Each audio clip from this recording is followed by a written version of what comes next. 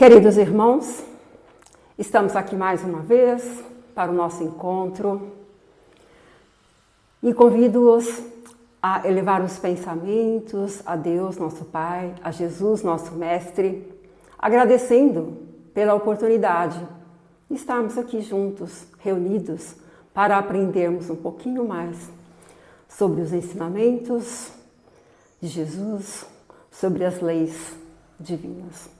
Que assim seja, graças a Deus. O tema da nossa aula de hoje está no capítulo 45, Estudando a Mediunidade, de Martins Peralva, que tem como base o livro de André Luiz, Nos Domínios da Mediunidade. E hoje nós concluímos o estudo desta obra, Nos Domínios da Mediunidade e de Martins Peralva, com louvor. Estudamos todos os capítulos, colocamos em prática os ensinamentos e daqui para frente podemos dizer que estamos mais preparados. Esta obra de André Luiz, ela foi editada pela primeira vez em 1955. E o capítulo 29 deste livro é feito um resumo dessas jornadas dos estudos de André Luiz, e Martins Peralva faz uma classificação sobre essas observações que aparecem em relação à mediunidade. Esse diálogo entre André Luiz e Aulus é muito proveitoso e podemos estar certos que com esse estudo da obra e do capítulo de hoje somos convidados a compreender a mediunidade como instrumento de amor, de luz e de serviço a Jesus. Abordaremos inicialmente o capítulo 29 do livro de André Luiz e depois as observações de Martins Peralva. André Luiz e Hilário, eles estão de volta à casa onde mora Aulus, após uma intensa jornada de trabalho, de estudos, de aprendizado. E isso ocorreu em uma semana. André Luiz, ele perguntava-se intimamente por que motivo existia tanto embaraço na comunicação por palavras, quando a simplificação seria bem mais interessante para a compreensão geral. Citou, por exemplo, a metapsíquica, que é a ciência estruturada pelo francês Charles Richer, que também foi prêmio Nobel de Medicina em 1939, que se destina a estudar os fenômenos que transcendiam a psicologia, que fugiam ao domínio físico da ciência dita materialista. Richer, ele denominou por crisptestesia os conhecimentos que se obtêm sem o uso dos 5 sentidos. E ele diz tratar-se de uma sensibilidade oculta, uma percepção das coisas desconhecida quanto ao mecanismo físico envolvido. E André refletia e pensava, a mediunidade, ela interessa, na essência, a humanidade inteira. Então, por que usarmos ou termos tão difíceis para a linguagem normal? O instrutor Aulus, que estava ali observando tais pensamentos de André Luiz, ele considerou que a mediunidade, sem dúvida, é patrimônio comum a todos. Entretanto, cada homem e cada grupo de homens no mundo registram-lhe a evidência a seu modo.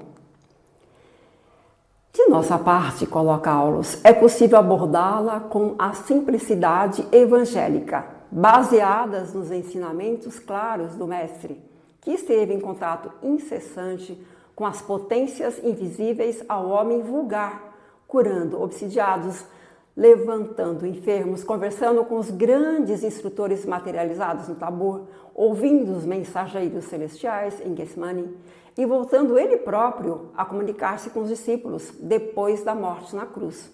Entretanto, a ciência terrestre, por agora, não pode analisá-la sem o rigor da experimentação. Não importava ou não importa que os aspectos da verdade recebam vários nomes, conforme a índole dos estudiosos. Vale a sinceridade com que nos devotamos ao bem. E aqui Aulos expressando em relação à ciência. O laborioso esforço da ciência é tão sagrado quanto o heroísmo da fé. A inteligência com a balança e com a retorta. Retorta é um dispositivo usado para a destilação de substâncias das pesquisas científicas. Também vive para servir ao Senhor, esmerilhando os fenômenos mediúnicos e catalogando-os. Chegará ao registro das vibrações psíquicas, garantindo a dignidade da religião na Era Nova, destacando aqui a importância da ciência nas pesquisas, da experimentação. André Luiz ele comenta que nas próprias correntes do espiritualismo vê-se a mediunidade atormentada pelas mais diversas interpretações, aos que chamam os médiuns de insanos, de loucos, e se propõe a sua segregação em tempos de iniciação, longe dos sofredores e dos ignorantes que precisam deles. Aulos, em relação a esse tópico dos templos de iniciação, ele reconhece que todo santuário de iniciação religiosa, qualquer que seja, é sempre posto avançado de distribuição da luz espiritual. Todavia, afirma que aqueles que dentro dele fogem da lei da cooperação, isolam-se no orgulho e fixam-se em discussões brilhantes, porém estéreis. Aqui colocando que todo trabalho deve ser desenvolvido, mas sempre em relação à lei da cooperação e não se isolando. Aulos explica que tais companheiros que se isolam assemelham-se a viajantes agrupados em uma perigosa ilha de repouso, enquanto alguns corajosos do bem suam, sofrem para descobrirem rotas seguras para o continente da fraternidade e da paz. Estes que ali estão isolados descansam sob a sombra de árvores, têm a caça de forma abundante, água refrescante e ocupam-se em pesquisar a grandeza do céu ou filosofar sem proveito. Mas ele também nos diz que sempre chega o dia para recomeçarem essa experiência que lhe é necessária. Aí, meus irmãos, o tempo de cada um para evoluir e se colocar a serviço.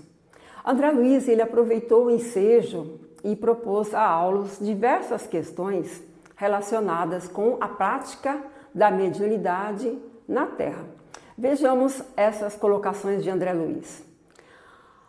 A primeira questão: há os que acham seja lícito cultivar tão somente convívio com os gênios superiores da espiritualidade, relegando as manifestações mediúnicas vulgares à fossa da obsessão e da enfermidade, que, na opinião deles, devem ser entregues a si mesmas.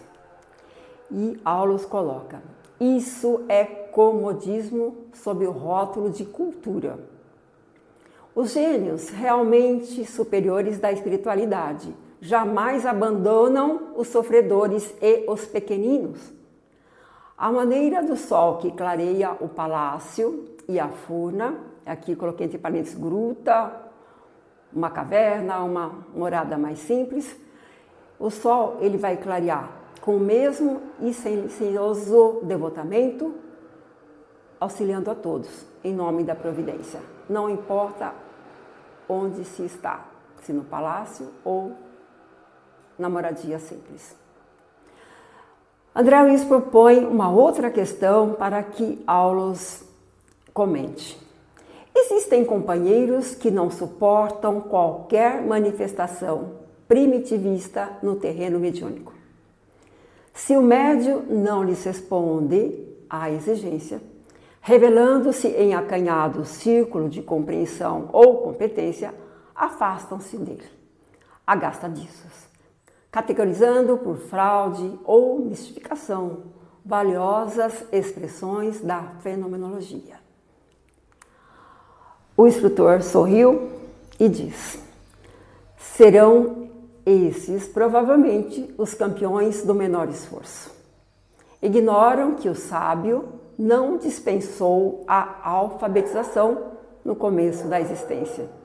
E, de certo, amaldiçoam a criancinha que não sabia ler. Aulos esclarece a André que semelhantes amigos esqueceram o socorro que receberam da escola primária e, solicitando facilidades, viciam-se em atitudes deploráveis à frente da vida, de vez que tudo exigem para si, desrespeitando a obrigação de ajudar aos que ainda se encontram na retaguarda. Na terceira questão, André Luiz comenta: há quem diga que o Espiritismo age erradamente, abrigando os desequilibrados e os enfermos, porque com isso oferece a impressão de uma doutrina que, à força de ombrear com a loucura para socorrê-la, vai convertendo seus tempos de oração em vastos refúgios de alienados mentais. E o que Aulos comenta? Simples disparate dos que desertam do serviço ao próximo.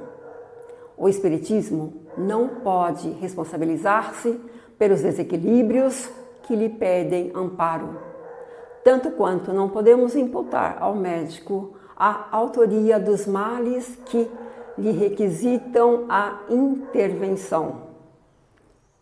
E Aulos continua: aliás, temos no Espiritismo o benfeitor da mediunidade torturada e da mente doentia, propiciando o bálsamo e o esclarecimento indispensáveis ao reajuste. Felizmente, os espiritualistas conscientes e sensatos estão aprendendo que o nosso objetivo é reviver o Evangelho em suas bases simples e puras, e que o Senhor nos concede o tesouro da fé, não apenas para que possamos orar e falar, mas também para que estejamos habilitados a estender o bem, começando de nós mesmos. E André Luiz continua, coloca a quarta questão para Aulos comentar. Há também os que afirmam que em todos os processos da obsessão funciona implacavelmente a lei de causa e efeito e que por isso não vale interferir em favor da mediunidade atormentada. Aulos diz: mera argumentação do egoísmo bem nutrido. Isso seria o mesmo que abandonar os doentes sob o pretexto de que são devedores perante a lei. Todos lutamos para ressarcir compromissos do pretérito, compreendendo que não há dor sem justificativa, bem como sabemos que só o amor puro e o serviço incessante são capazes de garantir-nos a redenção. Uns à frente dos outros, como desprezar o companheiro que sofre em nome de princípios e cujo funcionamento estamos submetidos por nossa vez? Somos todos devedores e estamos no caminho da evolução. Isso que Aulos nos explica aqui. E os que estão na frente de alguns devem dar o sustento e o amparo.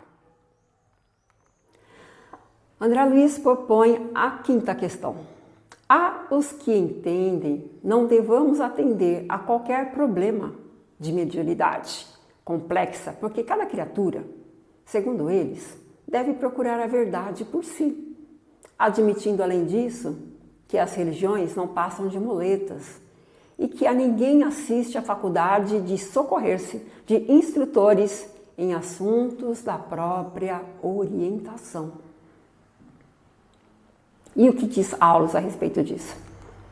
A religião digna, qualquer que seja o templo em que se expresse, é um santuário de educação da alma em seu gradativo desenvolvimento para a imortalidade. E Aulos propõe que nós façamos a seguinte imaginação. Primeiro, um país imenso, em que milhões de crianças fossem relegadas ao abandono pelos pais e pelos mestres, sob a alegação de que lhes cabe o dever de procurar a virtude e a sabedoria por si mesmo, negando-lhe toda espécie de apoio moral e cultural. No segundo, ele pede para que imaginemos um campo enorme, lotado de enfermos. E a esses são negados os médicos, as medicações, e recomenda a cada um que procure a saúde por si mesmo, confiando na própria sorte. Meus irmãos, onde estaria a lógica de semelhantes medidas? Não conseguimos observar isso. Não tem lógica nenhuma. A interdependência, ela mora na base de todos os fenômenos da vida. O forte é o tutor do fraco e o sábio, ele responsabiliza-se pelo ignorante. Assim como nós sabemos que a criança precisa da ajuda dos que a cercam e os doentes precisam dos médicos. Esta orientação nós temos. Cada um, explica Aulus, ele tem a sua idade espiritual e todos estão em aprendizagem. Uns mais à frente, outros mais atrás. É imprescindível que se trabalhe intensivamente, com devoção ao bem, para que possamos atingir o mais amplo discernimento das realidades que se apresentam. Aulus recomenda que a gente faça sempre o trabalho com bom ânimo e o tempo e o serviço que nós nos dedicarmos ao bem são os alicerces da nossa vitória. Martins Peralva, no seu livro Estudando a Mediunidade, também faz uma análise desse capítulo do livro Nos Domínios da Mediunidade de uma forma didática e da análise desse diálogo entre Aulus e André Luiz. Em tese, ele diz que os serviços mediúnicos obedecem a 4 principais motivações e coloca 4 motivações aqui para nós. Na letra A, socorro aos sofredores e ignorantes, tanto os encarnados quanto os desencarnados. No item B, atividade limitada aos templos de iniciação, distante dos necessitados. Letra C, investigações científicas. E por último, ele coloca a exploração dos espíritos, e aqui voltados para objetivos inferiores. Vamos ver cada um deles? E antes, vamos pensar nessa pergunta. Qual destas motivações apresenta real interesse para o espiritismo cristão? A, B, C ou D? Bem, vamos à letra A. Socorro aos sofredores e ignorantes. No item A estão os devotados trabalhadores no serviço de cura e esclarecimento, repetindo o que Jesus fez. Jesus, considerado médium de Deus, esteve com a sua faculdade a serviço do Pai, curando e ensinando. Na letra B, temos a atividade limitada nos templos de iniciação. No item B, o intercâmbio espiritual se dá a portas fechadas, à distância dos necessitados. Isso é o símbolo do comodismo e do orgulho. E fica a pergunta: teria Jesus permanecido em templos com acesso vedado aos necessitados? Aquela colocação que se fez anteriormente sobre o intercâmbio que não trará resultados para aqueles que necessitam. Na letra C, as investigações científicas. O laborioso esforço da ciência é tão sagrado quanto o heroísmo da fé. E a inteligência, com a balança e com a retorta, também vive para servir ao Senhor. E aí ele se expressa naquela colocação do livro de André Luiz. No item D, exploração dos espíritos e aí com objetivos inferiores. Ele se reporta aqui ao seu próprio livro, Estudando a Mediunidade, no capítulo Servindo ao Mal. Somos almas endividadas e a nossa paz está sempre ameaçada ante os compromissos do pretérito, os quais invariavelmente vinculam a nossa alma àqueles que partilhamos experiências menos dignas. O aperfeiçoamento espiritual constitui, portanto, impositivo relacionado com o problema da nossa felicidade. E aqui, meus irmãos, podemos, cada um de nós, estarmos relacionados com outros irmãos nossos que tenhamos prejudicado em existências anteriores. E agora, estamos encarnados, eles ficam próximos de nós, tentando nos prejudicar ou cobrando também aquilo que eles acham que lhes é de direito. Portanto, aqui é necessário que nós estejamos sempre alertas, atentos e buscarmos os estudos e também a prática da caridade. Qual aspecto da mediunidade deve ser adotado pelos trabalhadores do espiritismo cristão? Aquela pergunta. Pensando nessas 4 motivações que Peralva coloca, qual aspecto nós vamos adotar?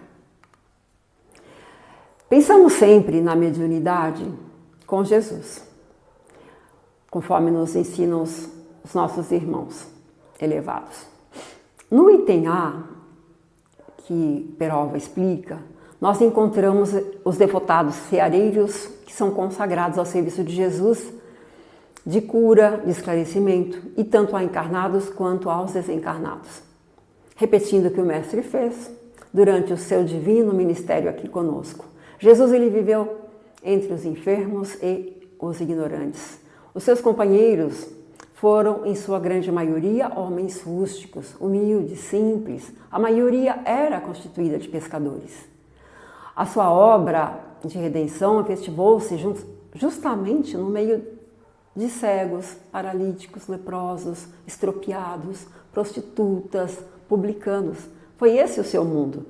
E essas almas desalentadas e sofredoras formavam o imenso auditório que Jesus tinha.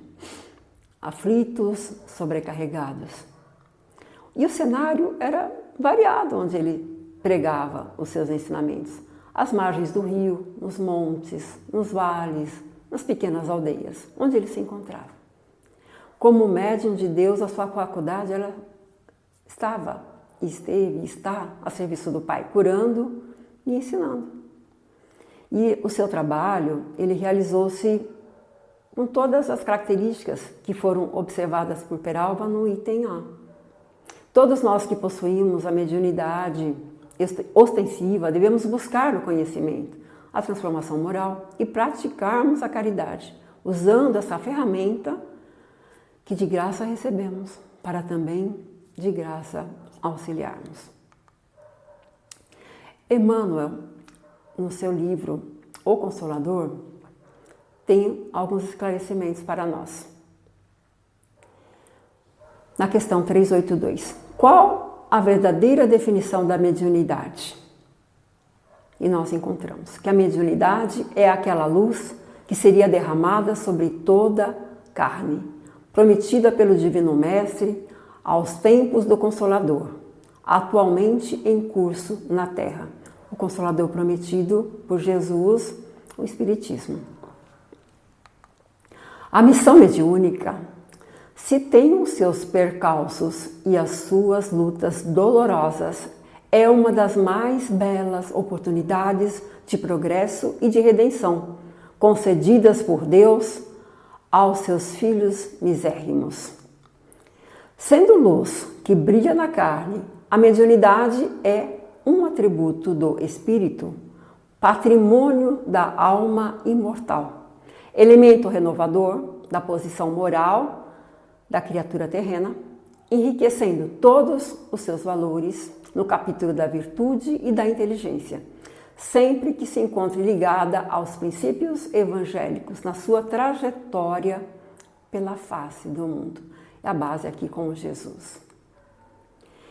Na questão 387, qual a maior necessidade do médium? A primeira necessidade do médium é evangelizar-se a si mesmo, antes de se entregar às grandes tarefas doutrinárias, pois de outro modo poderá esbarrar sempre com o fantasma do personalismo em detrimento da sua missão. Foco para estudarmos e nos evangelizarmos, nos transformarmos moralmente. Falando em médium moralizado, no Livro dos Espíritos, na questão 918, por que sinais se pode reconhecer no homem o progresso real que deve elevar o seu espírito na hierarquia espírita? O espírito prova a sua elevação quando todos os atos da sua vida corpórea constituem a prática da lei de Deus e quando compreende por antecipação a vida espiritual. Entendamos, meus irmãos, que do ponto de vista do mecanismo da comunicação, a mediunidade em si não depende do fator moral. Todavia, do ponto de vista da assistência espiritual, o fator moral torna-se relevante. Médiuns moralizados contam com o amparo dos espíritos elevados. E por médium moralizado, referimos-nos ao medianeiro que pauta sua existência como um autêntico homem de bem, procurando ser uma pessoa humilde, sincera, paciente, perseverante, bondosa, estudiosa, trabalhadora e desinteressada. No Evangelho segundo o Espiritismo, nós temos um capítulo chamado Sede Perfeitos, que é o capítulo 17. E nesse capítulo, no item 3, nós encontramos as características do homem de bem.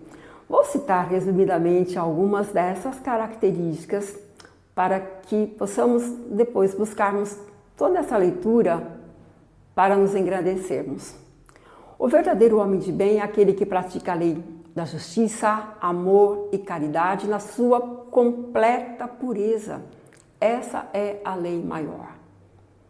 Ele interroga a sua consciência sobre os atos praticados, perguntando se não violou essa lei, se não cometeu nenhum mal, se fez todo o bem que podia, se ninguém teve de se queixar dele. Enfim, faz para os outros tudo que queria que lhe fizessem.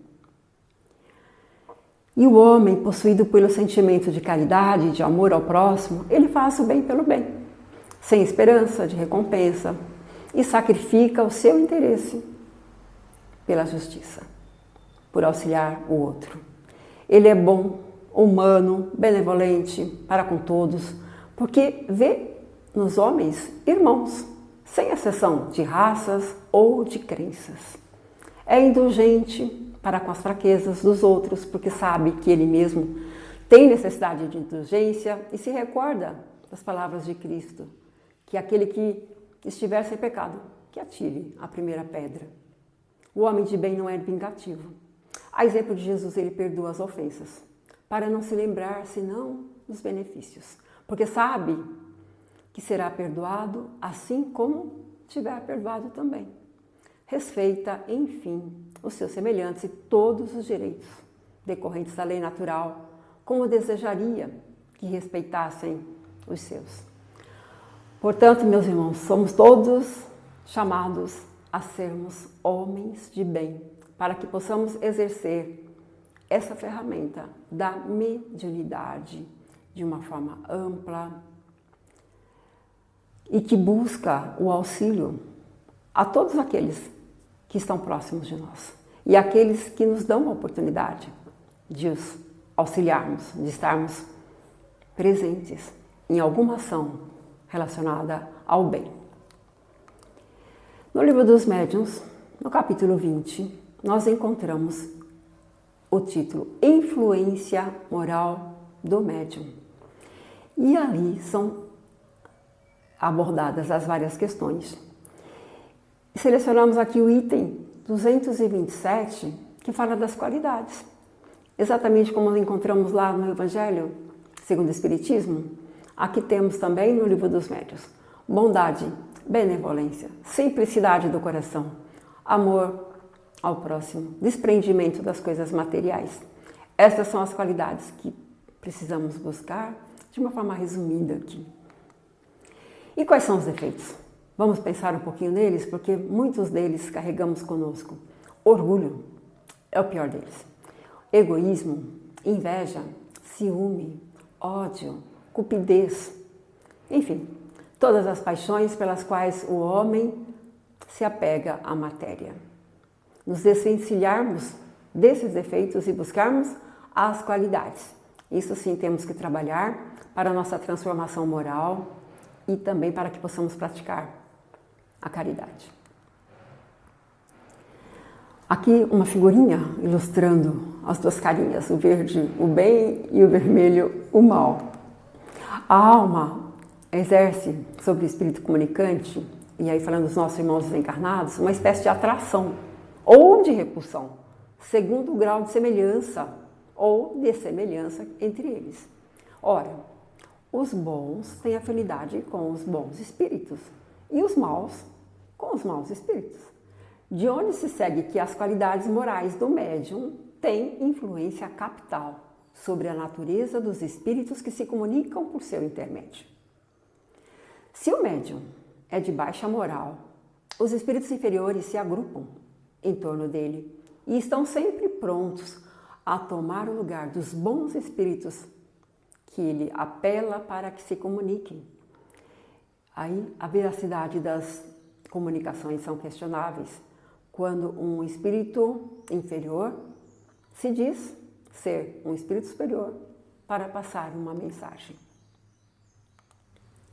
Portanto, o orgulho é um defeito que tem que ser trabalhado. De todas as imperfeições morais, é a pior delas. E todas as imperfeições são portas abertas para os espíritos maus.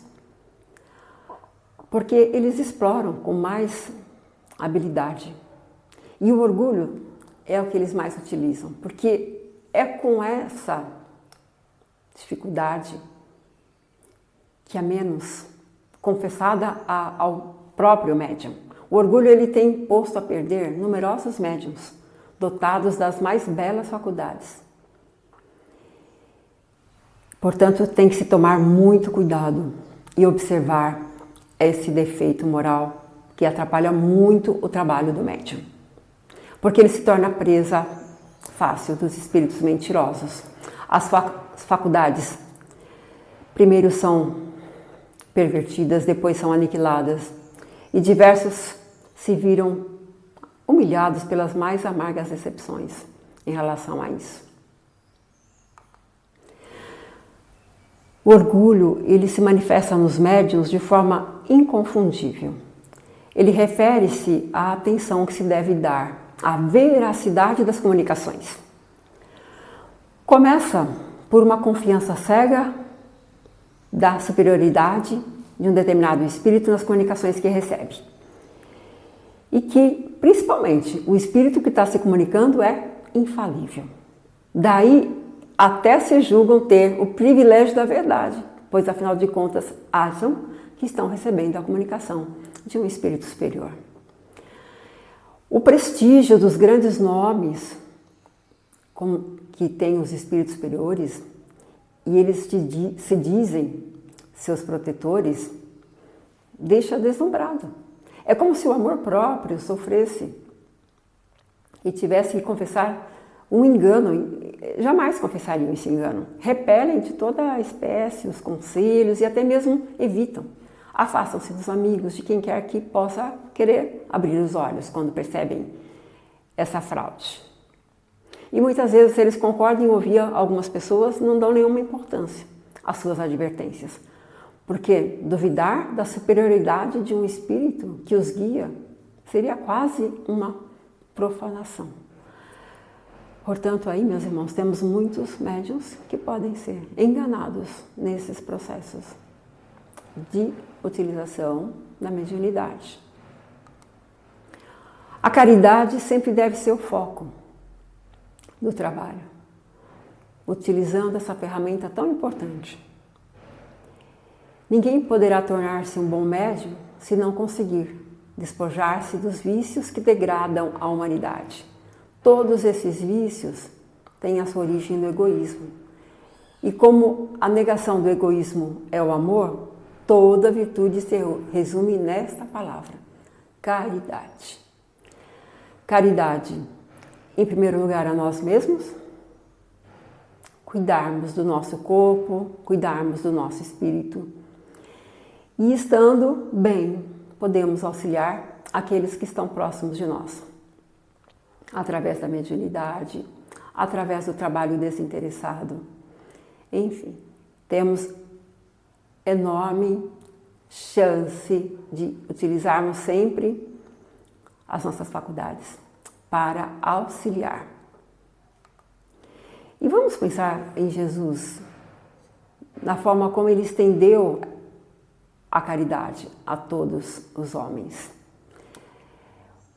Um dos itens que Jesus nos traz como ensinamento é o perdão das ofensas. Quantas vezes perdoarei a meu irmão?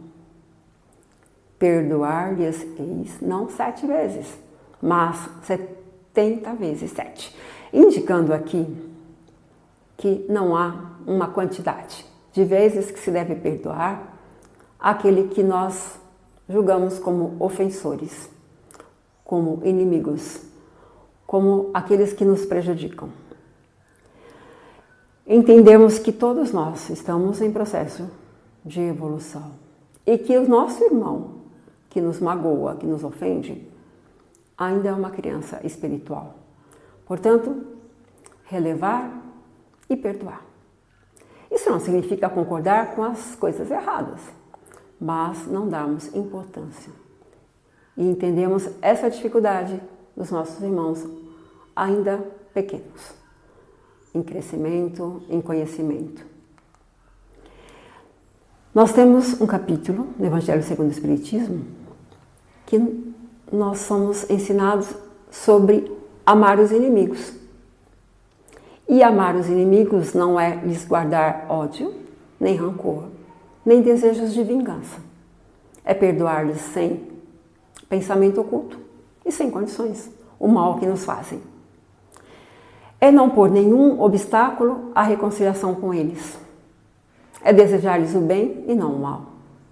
É experimentar júbilo em vez de pesar com o bem que lhes advenha. É socorrê-los em caso de necessidade. É abster-se, quer por palavras, quer por atos, de tudo o que possa prejudicar. É finalmente retribuir-lhes sempre o mal com o bem, sem a intenção de os humilhar. Quem assim procede, preenche as condições do mandamento: amai os vossos inimigos. Aqui não daremos ao inimigo o mesmo amor que nós dedicamos àqueles que nós efetivamente amamos, mas perdoando, não desejando o mal, socorrê-los em caso de necessidade. Sim, estamos amando o nosso inimigo. E a caridade, conforme entende Jesus, ela implica em benevolência para com todos, indulgência com as perfeições dos outros e, principalmente, perdão das ofensas. A doutrina espírita, inserida nas obras de Kardec, que nós utilizamos para estudar, e que constitui também o Consolador prometido por Jesus, nos traz a clara compreensão de que somos espíritos imortais, em constante processo de evolução, através das múltiplas encarnações, e que existem leis morais ou divinas regendo a nossa vida, e cabe a nós respeitá-las para o nosso próprio interesse, para o nosso próprio objetivo de nos tornarmos espíritos evoluídos. Colocando a nossa mediunidade a serviço de Jesus, temos a possibilidade de compreendermos profundamente os ensinos que a doutrina espírita nos apresenta, A prática da caridade, tal como Jesus exemplificou, é um roteiro de vida. Seguir o roteiro permitirá que gradativamente e seguramente saiamos dessa faixa vibratória dos espíritos que estão ainda viciosos na dor e também no engano. Posteriormente, vamos ingressar na faixa dos espíritos que se dedicam ao bem, construindo a paz interior, decorrente dessa consciência tranquila que vamos conseguindo por nos esforçarmos sempre a seguir as leis divinas. E a lei maior, a lei de amor. Confiemos sempre em Jesus, que é o nosso modelo de perfeição e a perfeição relativa que nós todos iremos atingir.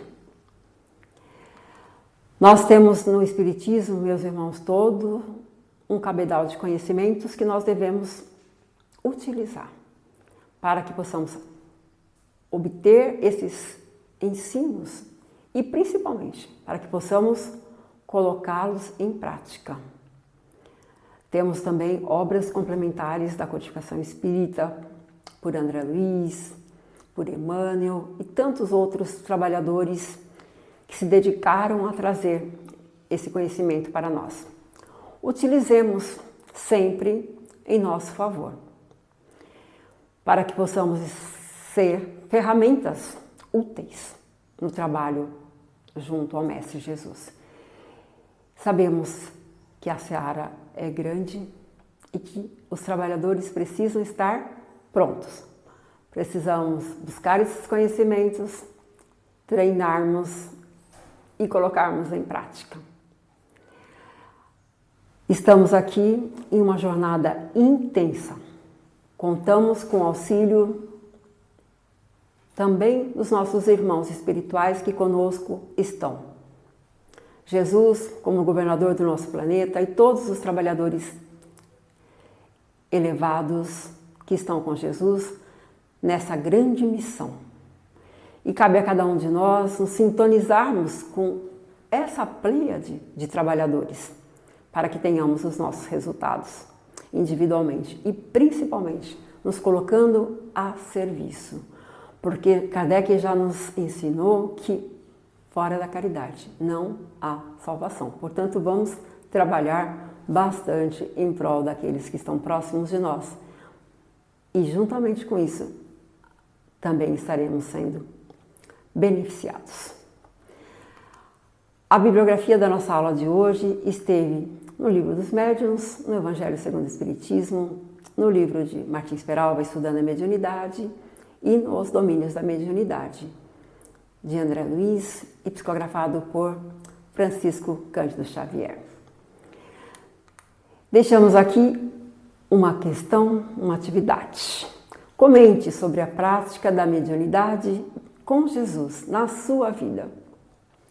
Coloquem o que vocês gostariam de dizer para nós e para o grupo, o que pensam sobre esse importante trabalho que temos a oportunidade de exercer na nossa vida. Neste momento, convido-os a agradecermos novamente a oportunidade que recebemos e também que possamos estar sempre sintonizados com o Mestre Jesus, que se preocupa e se ocupa com cada um de nós, procurando trazer a cada um os ensinamentos, o consolo, a companhia, as bênçãos, para que possamos nos fortalecer e que possamos fazer a nossa parte nesse grande trabalho da seara do Mestre. E que possamos estar aqui em uma outra oportunidade para mais um trabalho. Que assim seja, graças a Deus.